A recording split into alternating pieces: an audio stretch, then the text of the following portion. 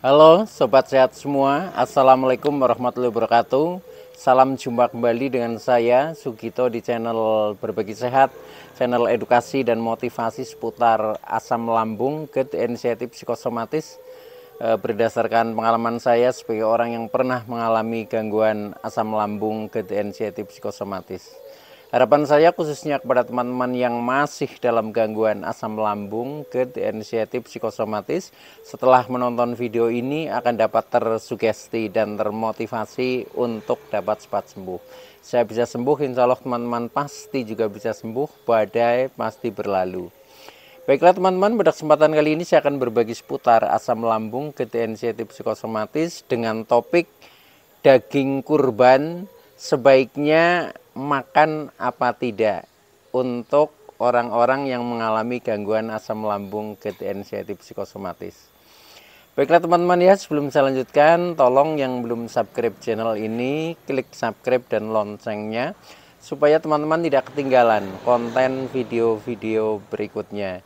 Dan jika suka, klik like, selalu bagikan ke sosial media teman-teman. Semoga bermanfaat buat kita semua. Baik, kita lanjutkan. Jadi topik kita kali ini adalah daging kurban. Sebaiknya kita makan apa tidak untuk orang-orang yang mengalami gangguan asam lambung, GERD, inisiatif psikosomatis. Teman-teman semua perlu kita sadari bahwa gangguan asam lambung, GERD, inisiatif psikosomatis yang disebabkan oleh multifaktor ya, baik itu faktor fisik maupun faktor psikis dengan sensasi yang sangat beragam ya, mulai dari ujung rambut sampai dengan ujung kaki yang sering kita kenal sebagai 1001 rasa sensasi, memang sungguh luar biasa, sungguh dahsyat dan perlu kita tangani dengan bijak agar gangguan ini dapat cepat membaik hingga sembuh total. Nah, khusus pada session kali ini ya, saya sharingkan hal ini yaitu daging kurban sebaiknya makan apa tidak ya. Ini juga sebagai jawaban ya atas beberapa subscriber setia yang menanyakan ya, Pak Gito sebaiknya kita makan daging kurban apa tidak ya. Seperti itu. Nah, maka dari itu saya sharingkan kepada teman-teman, mudah-mudahan bisa sedikit memberikan pencerahan ya, sehingga membantu teman-teman mudah-mudahan cepat terlepas dari gangguan asam lambung, GERD, inisiatif psikosomatik hingga membaik. Nah, untuk itu tolong ya simak video ini sampai dengan selesai supaya tidak gagal paham ya. Alangkah baiknya jika teman-teman juga menonton ya video-video saya yang lain, karena di setiap video itu saling berhubungan, saling melengkapi, sehingga pemahaman kita tentang seputaran gangguan ini jauh menjadi lebih komplit ya. Nah, dengan komplitnya referensi yang kita pahami, maka akan mempermudah kita untuk berikhtiar secara holistik keluar dari jeratan gangguan asam lambung, GERD, inisiatif psikosomatik hingga membaik bahkan sembuh total. Nah, langsung saja ya kita kepada topik kita ya, yaitu tentang daging kurban ya. Nah, teman-teman semua, untuk makan apa tidak itu daging korban ini perlu mempertimbangkan ya beberapa hal ya, beberapa hal antara lain ya. Yang pertama, kita perlu tahu ya, jadi daging kurban itu kebanyakan itu sekarang itu kurbannya sapi ya. Ada yang sapi, ada yang kambing ya, domba ya, itu sejenisnya. Itu adalah daging-daging dari hewan berkaki empat ya, dimana kita paham bahwa untuk hewan berkaki empat itu kegolong daging merah ya, yaitu dengan kandungan lemak tinggi dan seratnya juga agak keras ya. Nah, biasanya itu ini apa, agak susah dicerna ya, karena seratnya yang kuat ya, itu seperti itu contohnya daging sapi. Nah, kemudian juga kandungan lemaknya yang tinggi, sehingga kadang untuk kita yang mengalami gangguan asam lambung itu kadang bisa menjadi kurang nyaman ya, menjadi kurang nyaman. Tetapi ya harus kita lihat ini kondisi-kondisi kita ya. Jadi untuk menentukan makan atau tidak ya, itu kita lihat dulu beberapa faktor supaya kita menjadi bisa memutuskan ya. Akhirnya kita menjadi tetap cepat membaik ya, itu seperti itu. Nah, jadi yang pertama itu ya, kita ingat bahwa daging kurban itu biasanya dari hewan-hewan berkaki empat ya, ada sapi, ada kambing, ada domba. Itu merupakan daging merah yang berlemak tinggi dan biasanya dicerna agak lambat. Nah, itu yang perlu menjadi pertimbangan pertama ya. Jadi kita makan atau tidak itu perlu menjadi pertimbangan. Tetapi kalau teman-teman memang sudah membaik ya sudah, tidak perlu takut ya. Makan saja juga nggak apa-apa, itu contohnya seperti itu. Nah, tetapi ketika kita memang masih dalam kondisi yang katakanlah di titik terendah, nah ini yang perlu dipertimbangkan itu. Kemudian yang kedua ya, itu selain kita mengetahui tadi tentang apa itu daging kurban ya, contohnya apa, kandungannya apa, itu kita sudah menjadi pertimbangan. Kemudian pertimbangan yang kedua tentang kondisi kesehatan kita ya, kondisi kesehatan kita sudah membaik atau belum, itu seperti itu ya. Nah, intinya kalau memang belum membaik, apalagi itu termasuk jenis daging pantangan ya, ya sebaiknya kita hindari dulu. Jadi katakanlah kalau misalkan tidak makan pun ya tidak masalah. Karena apa? Karena dulu kan sudah pernah makan, sudah pernah merasakan. Jadi demi katakanlah kesehatan ya kita nggak makan nggak apa-apa. Itu ketika memang kita masih mantang ekstrim dan kondisinya memang juga masih di titik terendah ya. Tetapi ketika kita memang sudah istilahnya mantang tetapi tidak begitu, jadi artinya sudah tidak mantang tetapi masih dikendalikan ya, itu ya bisa saja contohnya kita dengan makan tetapi dengan mengurangi porsinya ya, itu seperti itu. Nah, itu juga langkah bijak ya untuk kita. Tetapi kalau ini apa, pikiran kita itu istilahnya berani ya sudah, berani makan saja nggak apa-apa, walaupun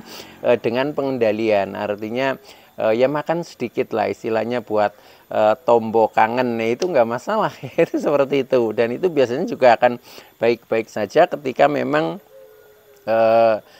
kondisinya sudah mulai membaik. Karena apa? Karena di dalam daging itu walaupun kandungan lemaknya tinggi ya, tubuh juga membutuhkan lemak ya, apalagi kita yang istilahnya sudah lama mantang biasanya kan sampai dengan kekurangan sehingga juga kadang kita perlu ya, itu makanya mantang itu kalau bisa jangan lama-lama, itu seperti itu ya. Termasuk protein di sana juga banyak ya kandungannya di dalam daging. Nah, itu juga dibutuhkan untuk apa? Untuk membangun sel-sel kita ya. Makanya kita jangan takut lah terhadap makanan-makanan itu, dan jangan terlalu dipikirkan ya. Yang kita pikirkan ya justru istilahnya makanan ya harus kita syukuri, kita nikmati, itu seperti itu. Tetapi untuk orang-orang yang mengalami gangguan asam lambung, GERD, anxiety, psikosomatik itu seringnya itu menghantui kita. Nah, sebenarnya sumber masalah awalnya di situ, yaitu seperti itu. Nah, kemudian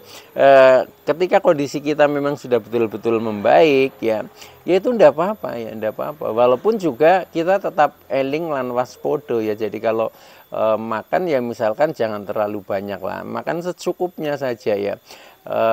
Secukupnya ya, contohnya hanya sekedar untuk lauk ya. Tetapi biasanya kalau makanan itu sedang ada banyak, kemudian enak ya, kita kan inginnya selalu ya selalu makan dan makan, dan akhirnya menjadi over, berlebihan. Nah, segala sesuatu yang berlebihan itu efeknya nggak baik ya, sehingga wajar ketika sudah sembuh ya, gara-gara ini sedang di musim kurban banyak daging, nah kemudian kita makannya itu tidak terkendali, akhirnya menjadi over atau kebanyakan, kemudian kita kambuh, yaitu salah kita sendiri ya. Karena apa? Karena kita tidak mengendalikan. Maka untuk itu kita memang harus selalu eling lan waspodo, jadi sadar diri ya, sadar diri. Yaitu apa-apa itu sebaiknya secukupnya saja, jangan sampai over berlebihan sehingga efeknya itu menjadi tetap positif ya. Sehingga efeknya positif ya, walaupun kita makan akan baik-baik saja, itu seperti itu. Nah, itu pertimbangan yang kedua, yaitu tentang kondisi kita lah, yang tahu kita masing-masing ya, kondisi kita apakah secara fisik sudah membaik atau belum, termasuk secara mental, apakah mental kita sudah berani 100% atau kita masih ragu ya, atau kita masih merasa takut. Nah, itu juga yang bisa mengukur adalah diri kita sendiri. Saya hanya memberikan pertimbangan-pertimbangan yang sekiranya itu layak dipertimbangkan. Tetapi kalau kita itu bisa menyesuaikan dengan kondisi-kondisi yang ada pada kita, itu insya Allah kita akan baik-baik saja. Jadi hidup ini memang perlu bertanya ya, banyak pertimbangan, banyak pertanyaan. Nah, itu yang harus kita lalui ya. Jadi bukan hanya hidup sekedar hidup ya, makan sekedar makan tanpa berpikir manfaatnya, enggak seperti itu ya. Jadi semua ibaratnya semua langkah, semua apa yang kita makan itu harus kita pertimbangkan. Nah, sebaiknya kita mempertimbangkan itu manfaatnya. Jadi kalau kita makan ini manfaatnya apa, itu seperti itu jauh lebih penting. Jangan kita ini mengikuti nafsu kita ya. Nafsu kita kan inginnya kalau yang enak-enak pasti kita ingin sepuas mungkin lah, seperti itu. Nah, itu kita pertimbangkan hal itu. Jadi kita hanya sekedar istilahnya mencukupi kebutuhan. Kalau tentang hubungannya makanan, yaitu makan secukupnya itu akan lebih sehat ketimbang kita makan contohnya berlebihan, itu seperti itu. Nah, itu pertimbangan yang kedua ya, tentang kondisi kita masing-masing. Nah, kemudian yang berikutnya yaitu pertimbangan yang ketiga, ini yang lebih menentukan. Jadi kita mau makan daging kurban itu makan atau tidak ya. Kalau tidak makan kadang sayang ya, karena sedang musim kurban ini rata-rata ya setiap rumah itu pasti itu memiliki daging-daging itu ya. Nah, itu makanya ini pertimbangan yang ketiga. Yang ketiga adalah pertimbangannya dari mental atau mindset pikiran kita. Berani makan atau masih ragu. Nah, ini yang lebih penting sebenarnya ini, karena pikiran ini ya ketika mengatakan masih ragu pasti ada hubungannya dengan kondisi ya, dengan kondisi kesehatan kita, karena memang mungkin masih di fase pemulihan sehingga kita masih ragu, atau pikiran kita mengatakan ya kita takut untuk makan itu. Nah, itu bisa dibayangkan pasti kondisinya masih di titik terendah. Tetapi ada juga yang mental kita mengatakan kita berani saja makan, kita nggak apa-apa. Nah, itu berarti sudah membaik ketika pikirannya itu mengatakan seperti itu ya. Walaupun yang tahu ya diri kita sendiri. Jadi dalam batin kita kan ada bisikan itu ya. Jadi ada intuisi ya, ini bisikan jiwa, bisikan batin yang kadang ketika kita mau berbuat itu selalu memberikan pertimbangan. Contohnya yaitu ketika kita melihat banyak daging ya, daging kurban terutama. Nah, kadang kan pikiran kita menanyakan, kita makan enggak ya, makan baik enggak ya, kan seperti itu. Nah, pasti di dalam batin itu ada bisikan ya, sebaik makan enggak apa-apa tapi jangan kebanyakan, atau enggak usah makan, dulu kan sudah pernah makan, kan itu seperti itu. Nah, maka itu yang harus didengarkan, renungkan, kemudian kita ikuti. Jadi kata hati itu nggak pernah salah ya, karena kata hati itu sifatnya bisikan jiwa ya. Bisikan jiwa itu ya sifatnya itu energi ilahiyah yang harus kita tangkap ya, bisikan Tuhan lah istilahnya seperti itu. Tetapi Tuhan yang ada di dalam diri kita. Nah, maka kita harus peka seperti itu. Nah, sesuai dengan mindset pikiran kita, ini ada 3 pertimbangan ya. Yang pertama, jika pikiran masih ragu yaitu kadang kita makan enggak ya, seperti itu. Nah, ini artinya ya itu boleh makan tapi sedikit saja. Jadi hanya sekedar untuk tombok kangen saja ya gitu. Jadi ya yang namanya ikan kan makan sedikit mau banyak itu sebenarnya sama saja. Yang penting kita sudah mengingat rasanya lah, oh ya seperti ini enak, itu hanya seperti itu saja. Jadi ini untuk mensikapi kalau pikiran kita, mindset kita itu masih ragu yaitu bisikan di dalam hati kita ya, di dalam jiwa kita itu kadang makan enggak ya, seperti itu ya, itu menunjukkan bahwa masih ragu. Nah, ketika masih seperti itu, yaitu jadi kita sikapi dengan bijak, kita makan tetapi cukup sedikit saja, hanya istilahnya untuk tombok kangen. Nah, ini yang buat teman-teman yang masih perasaannya seperti itu, nah itu silahkan saja. Nah, kalau Pak Gito bagaimana? Nah, saya itu ya, walaupun saya sudah sembuh total ya, itu masih terkendali teman-teman. Jadi saya ya makan tetapi hanya secukupnya. Cukupnya artinya tidak berlebihan. Itu saya terus terang seperti itu, supaya ini juga menjadi pertimbangan teman-teman. Itu seperti itu. Jadi katakanlah seperti saya yang sudah sembuh total saja masih dengan pertimbangan ya, apalagi ketika teman-teman yang masih ada sensasi, itu seperti itu. Maka yaitu untuk lebih tepatnya kita dengarkan ini kata hati kita. Jadi kalau kata hati kita masih ragu, yaitu jadi boleh makan tapi sedikit saja, itu seperti itu. Nah, kemudian yang kedua, jika pikiran ya itu masih takut makan ya, biasanya ini untuk orang-orang yang kadang masih mantang ya. Nah, ketika masih seperti itu artinya secara mental kan kita belum berani ya. Nah, ketika seperti itu ya sebaiknya nggak usah makan saja. Karena apa? Karena ketika kita paksa kemudian kita makan, kemudian tetapi pikiran itu mengatakan masih takut, nanti ujung-ujungnya menjadi kambuh. Pasti takutnya itu, wah takut nanti jangan-jangan kambuh. Tadi saya makan daging sapi, tadi saya makan daging kambing agak banyak, pasti tensinya naik, misalkan seperti itu. Nah, ketika pikiran masih seperti itu, ya itu sebaiknya jangan gak usah makan, daripada istilahnya beresiko. Sebenarnya untuk orang-orang psikosomatik itu respon tubuh ini cerminan dari pikiran. Ketika pikiran masih takut, ya sudah responnya menjadi negatif gitu. Seperti ketika kita makan daging kambing, daging sapi, nah kemudian kok pikiran ini takut kambuh, wah jangan-jangan nanti kambuh. Nah, pasti justru itu akan kambuh, itu seperti itu. Atau pikiran kita, wah jangan-jangan nanti tensinya naik, ya sudah jadi naik betulan, itu seperti itu. Itu rahasianya orang psikosomatik seperti itu. Jadi tubuh itu mengikuti pikiran, terutama pikiran yang negatif, itu seperti itu. Nah, maka dari itu kita harus rubah dulu mindsetnya. Kita harus berpikiran positif ya, berpikiran positif, yaitu contohnya makan untuk sehat ya.